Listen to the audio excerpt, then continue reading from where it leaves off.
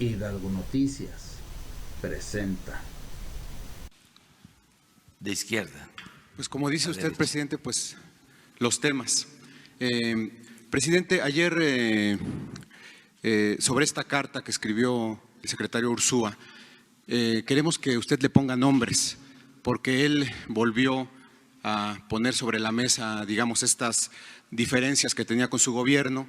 Usted ha hablado siempre de transparencia y de que hay que hacer la vida pública cada vez más pública, y queremos que usted le ponga nombres. ¿Quiénes son estas personas a las que se refiere Ursúa, que toman decisiones sin sustento, sin evidencia, sin el cuidado de los efectos, que hacen imposiciones de funcionarios, que son personajes influyentes que motivan imposiciones?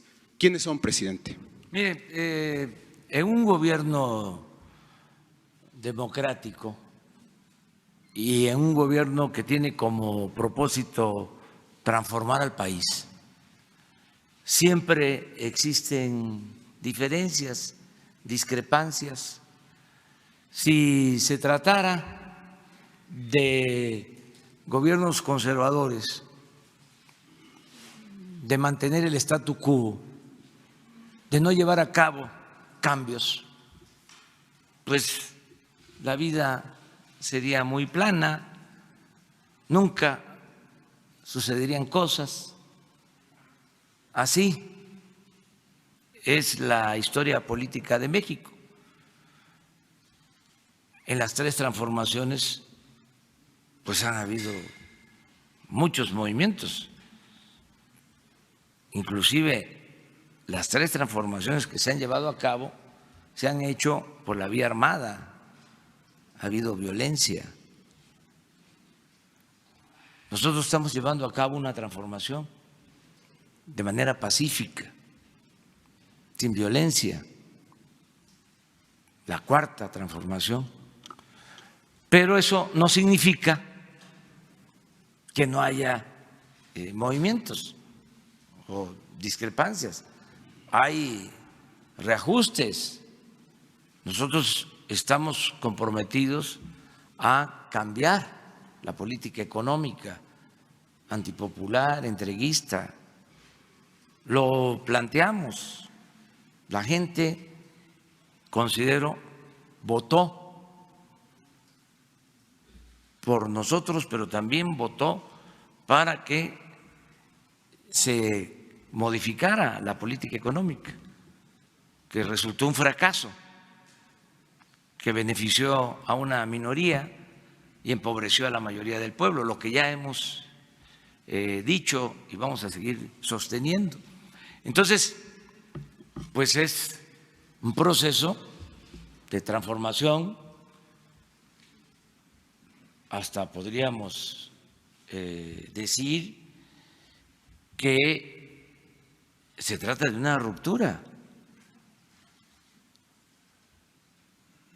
Y he dicho que no es un simple cambio de gobierno, es un cambio de régimen. Entonces, esto lleva pues a que haya puntos de vista, discrepancias, que se produzcan incluso enfrentamientos al interior del mismo gobierno, del mismo grupo. ¿Ruptura interna?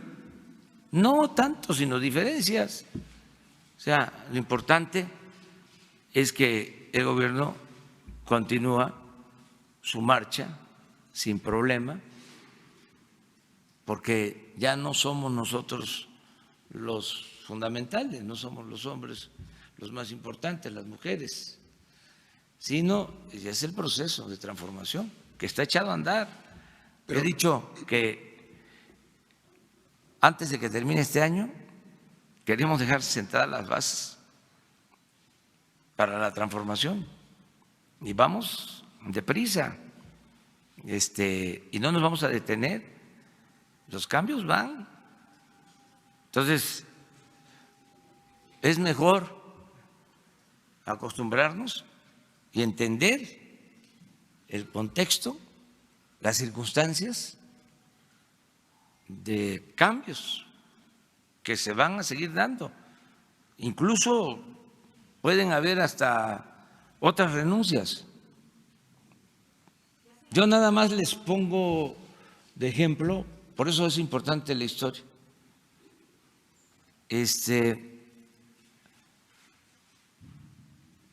Guardadas todas las proporciones, son otros momentos, desde luego. El presidente Juárez, en los 14 años que gobernó, en circunstancias muy difíciles, porque tuvo que peregrinar por el país y defender la República, creo que llevó a cabo como 30 cambios en la Secretaría de Hacienda. O sea, cambió 30 veces de secretario de Hacienda.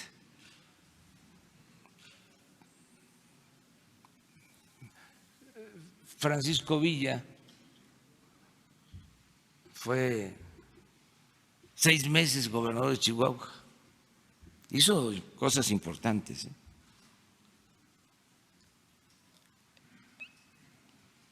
En 6 meses. Uno de los mejores gobernadores que ha tenido Tabasco, el general Francisco J. Mújica.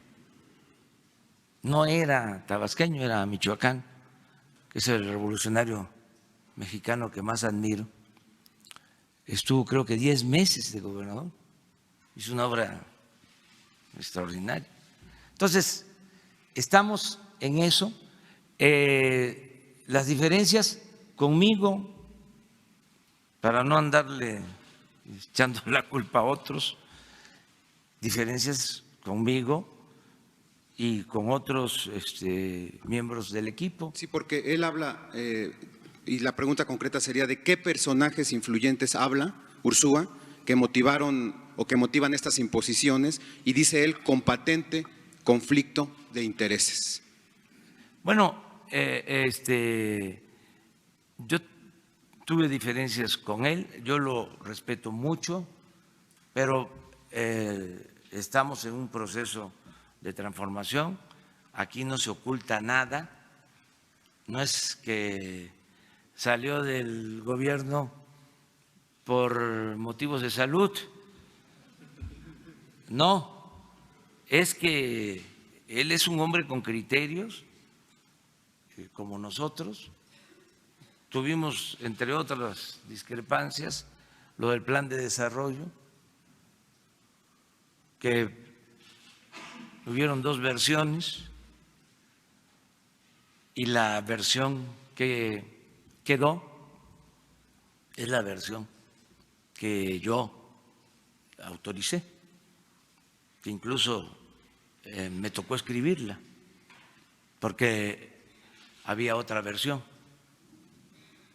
y sentí de que era continuismo.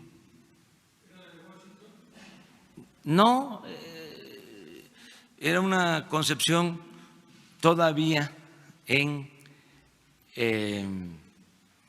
la inercia neoliberal, y había que marcar la diferencia. El plan de desarrollo que se presentó al Congreso tiene como antecedente el plan liberal de 1906 y el plan sexenal del general Cárdenas. Ahí ya no van a encontrar ustedes nada que tenga que ver con los términos propios de la política neoliberal. Ahí se habla de que los problemas de México tienen que ver con la corrupción, con la impunidad, se habla del saqueo a la nación, se habla de que no vamos a continuar con la política privatizadora, otras cosas. Entonces, en eso había diferencias. Lo otro, También discrepancias en el manejo de la banca de desarrollo. Yo le encargué a Alfonso Romo que ayudara en la coordinación para el funcionamiento de la banca de desarrollo y no había en esto acuerdo, o sea, había diferencias entre ellos, notorias. Entonces uno de los personajes es Romo. Sí, seguramente.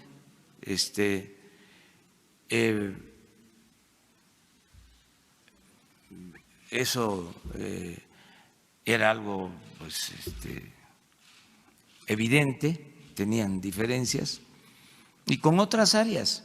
¿Buenrostro, presidente? ¿Raquel Buenrostro? No, fíjense que eso no. No, Raquel no. Raquel tiene discrepancias porque a ella le toca aplicar la política de austeridad. Imagínense, se tomó la decisión para poner orden y no permitir la corrupción en compras de gobierno. Se tomó la decisión de centralizar las compras de gobierno en la Oficialía Mayor de la Secretaría de Hacienda. Entonces, ¿quién está ahí? Raquel, que es una mujer extraordinaria, honesta y que yo respaldo, porque está sometida a fuertes presiones, porque pues era la compra de las medicinas, estamos hablando de eso, la compra del papel, la compra de los alimentos, la compra de los combustibles. El gobierno en su conjunto compra 1 billón de pesos al año. Entonces, di a conocer hace unos 8 días en el Zócalo que llevamos de ahorros, y apenas va a la mitad del año, llevamos 113,000 millones de pesos. Entonces, la que está a cargo de que se cumpla este propósito es Raquel Buenrostro. Y la meta es ahorrarnos 200,000 millones de pesos. Entonces, por eso a ella, pues la ven con malos ojos, porque es la que tiene la responsabilidad de llevar a cabo las compras y de establecer las condiciones para la contratación de servicios. No lo pueden hacer las dependencias. Por ejemplo, el papel para los libros no estuvo a cargo del responsable administrativo de la Secretaría de Educación Pública, sino de la oficial mayor de Hacienda. Todo esto lo explico pues, para que se tengan todos los elementos. Entonces, no es diferencias o no había diferencias con Raquel. Hubo diferencias con quien presentó su renuncia al Seguro Social, Germán Martínez, que también le agradezco porque nos ayudó en un tiempo y también de manera libre decidió renunciar, como lo hizo Carlos. Y otras diferencias también se tuvieron con el SAT,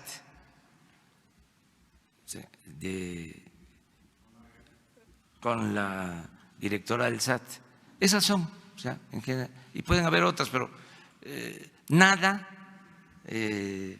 extraño, no es para rasgarse las vestiduras, esto es así, porque los cambios van, no hay esa quietud, ese inmovilismo,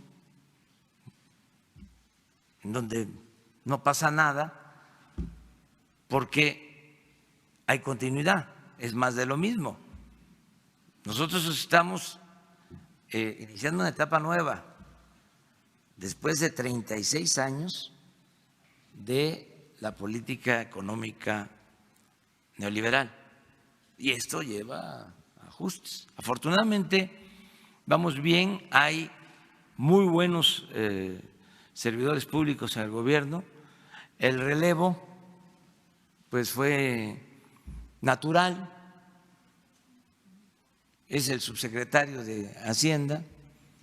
Esto ya se repitió en el gobierno de la ciudad, cuando fui jefe de gobierno. Ahí estuvo Carlos, él decidió salirse para ir a la academia. Entró Gustavo Ponce y luego de lo que sabemos sobre lo de Gustavo Ponce, entró Arturo y él concluyó. Incluso cuando yo ya no estaba, él siguió con Alejandro Encinas como secretario de Finanzas, y es una gente que le tengo confianza, está bien formado, es un profesional de la economía, tiene experiencia, es honesto y tiene sensibilidad social. Entonces, ahí van las cosas, vamos bien, y tiene que ver mucho con el ambiente, la atmósfera de libertad que hay, ¿sí?, en el país y en el gobierno. Ya no es aquello de que no puedes hablar, no puedes expresarte, no puedes protestar. No, hay debate al interior del gobierno. Yo escucho a todos y concilio, y siempre me acuerdo de el mejor presidente que ha habido en la historia, presidente Juárez. Imagínense cómo tenía él que conciliar. Decía Comonfort que los problemas se resolvían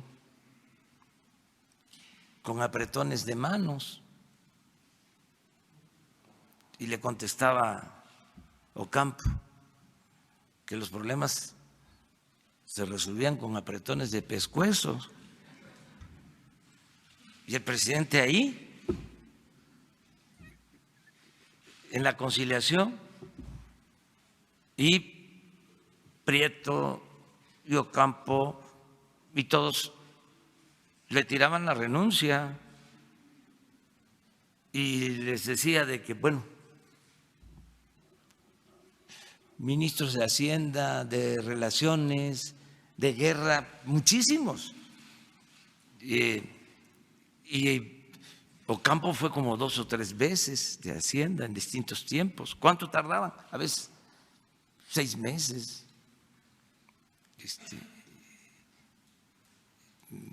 ¿Qué fue el gobierno de Carranza?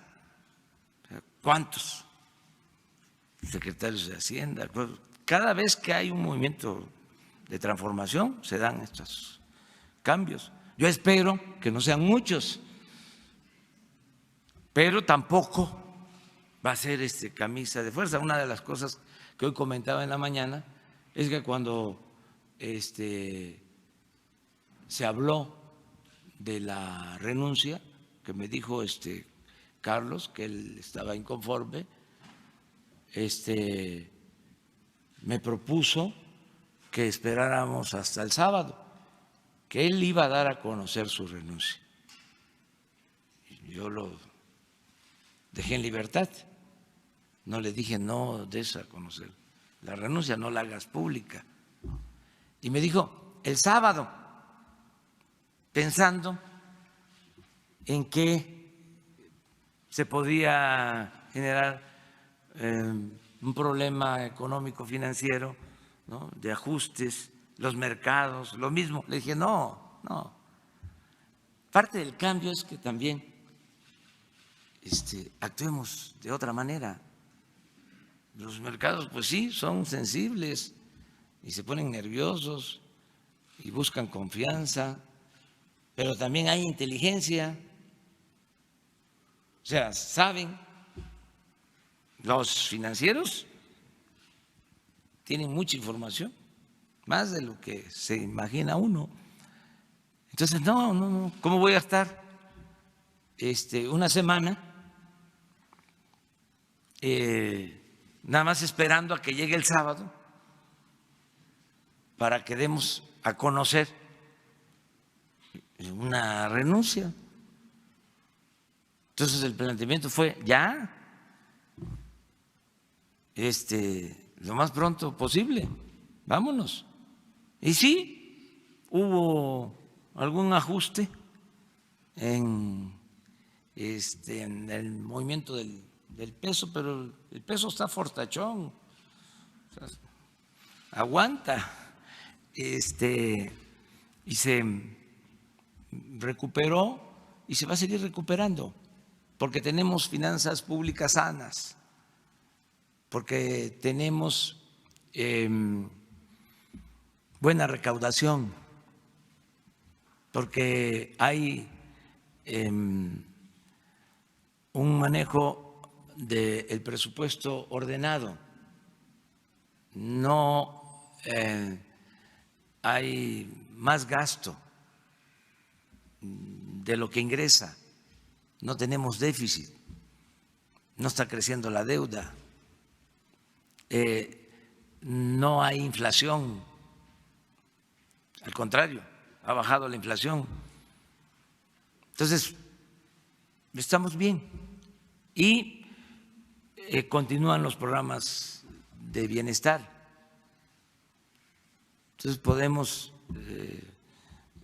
llevar a cabo la transformación y vamos muy bien. Ayer hablaba yo precisamente de que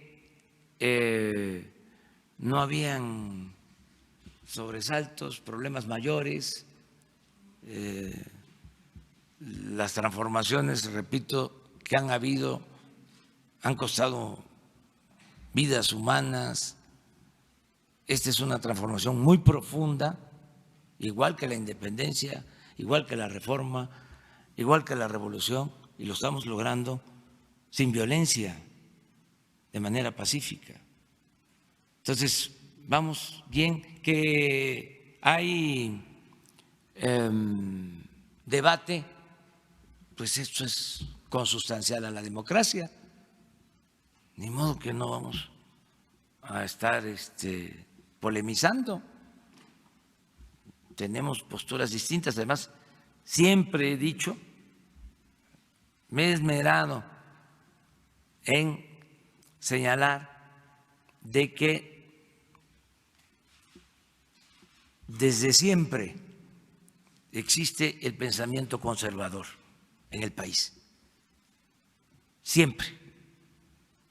Ni cuando pasó lo del Cerro de las Campanas y se expulsó a los extranjeros, que fue el momento estelar de la República y del liberalismo, que se pensó que ya el Partido Conservador había desaparecido. Pues no fue así. Se pensó de que ya no existía el Partido Conservador y que ya se alejaba la amenaza de predominio de ese pensamiento y de esa fuerza política. Pues no, se mantuvo y tan luego llegó Porfirio Díaz, resucitó y floreció y dominó. Luego vino la revolución y no pudo tampoco la revolución arrancar, ¿no?, el pensamiento conservador. Eso siempre va a existir y qué bien, porque pues eso es parte de la democracia, de la diversidad, de la pluralidad, de las libertades. Entonces nada más es tenerlo claro y no estar pensando de que pues es la sociedad perfecta, que todos pensamos de la misma manera y que hay un pensamiento único. No, acostumbrarnos a que tiene que haber debate y tiene que haber discrepancias y nada más garantizar el derecho a disentir y garantizar las libertades que son sagradas y no enojarnos, irnos acostumbrando a que esto va a pasar.